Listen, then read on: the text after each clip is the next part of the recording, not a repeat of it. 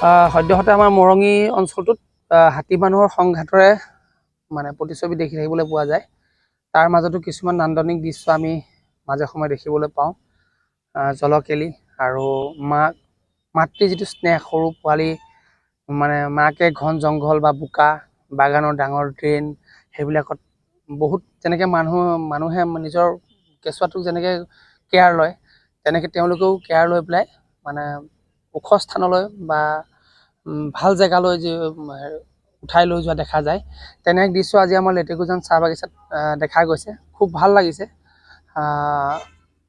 হাতী মানুহৰ সংঘাতৰ মাজতো আমি কিছু সুন্দৰ দৃশ্য আজি দেখিব পালোঁ। মাতৃ স্নেহ যিটো বুলি কয় সেইটো দেখা পালোঁ। মানুহৰ লগতে জীৱ জন্তুৰ মাজতো যে সেইটো বিৰাজমান, সেইটো প্ৰমাণ পোৱা দেখা গৈছে। মানে এক বিৰল দৃশ্য হয়।